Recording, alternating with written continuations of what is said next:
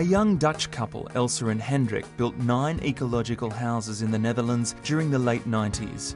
Houses with biological materials which blend naturally into the surrounding area. Ik moest geopereerd worden. We woonden toen in een oude, koude boerderij. En na de ziekte bleek... 3 years ago, I fell ill and needed an operation. I could no longer bear the damp old farm where we lived. So my doctor advised me to live in a healthy house with efficient heating. Unable to find a house that suited us, we decided to have one built. These houses have wooden structures, wheat germ-based paints, floors of cork and resin, and an earth roof with plants growing on it providing heat and sound insulation. Energy for Elsa and Hendrik's homes come from solar panels and ground heat. These buildings are zero-energy homes, which mean the energy produced by them equals the energy consumed.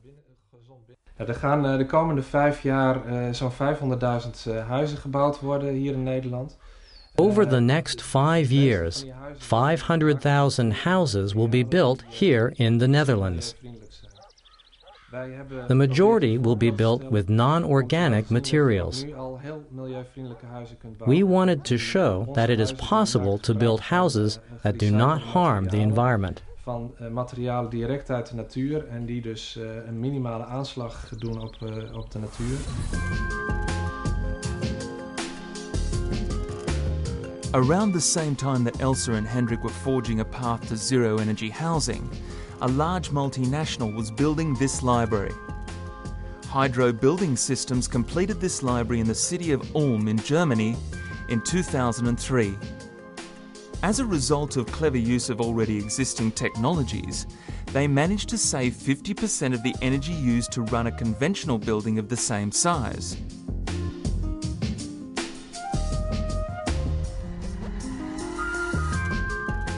A full glass structure like this would normally lead to very high indoor temperatures, the greenhouse effect, but not in this case. We have no additional artificial air conditioning in this building. We're using the construction of the building to cool it over the days and use the day and night temperature difference and the masses of the building to allow a comfort climate within the building. Hydro achieved this by using a double-skin facade, similar to double glazing used in windows, which prevents heat coming into the building.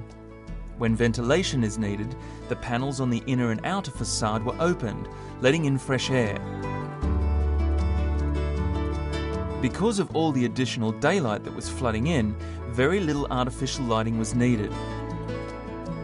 This building is an extremely good example for a sensible usage of resources and combining the existing technology to the best knowledge to reduce the overall cost over the lifetime period of a building.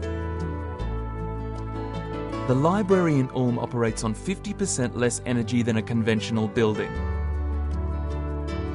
Since 2003, Hydro Building Systems has been developing new technologies and building practices that would eventually reduce the amount of energy consumed by 80%. Hydro calls this concept Tomotion, a combination of the word technology and emotion.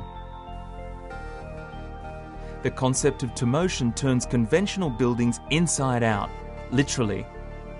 Everything that was inside a conventional building, such as heating, cooling, ventilation and even lighting, is moved to the outside.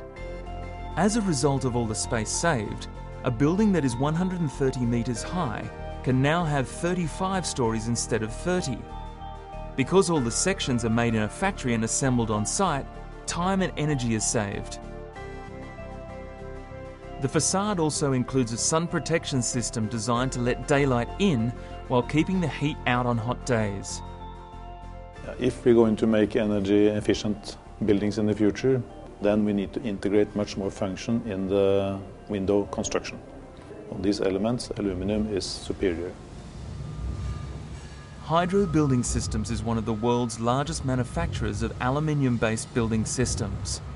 Aluminium's strength, low density, corrosion resistance and design flexibility makes it an ideal material for building applications. Architects love it because it allows them to create almost any design they want. The environment loves it because aluminium can be recycled indefinitely. Only 5% of the energy needed to make the metal in the first place is needed to recycle it. Hydro says that with today's technology, they can save up to 80% of energy used by buildings. Over the next decade, the aim is to design and construct buildings that use zero energy, and perhaps someday even produce more energy than they consume, making them energy positive. The first step is to minimize the energy, the second is to produce it. And for us, more or less, our target is to reach zero emission buildings. And this is feasible. This is possible with today's technologies. What makes it very satisfying is that we are able to generate profit and give a value to a world or even to a society by saving energy and constructing buildings which have a high sustainable concept, which will sit here and stand here in 100 years, like the buildings surrounding us, and still will be comfortable to use and still will be state of the art.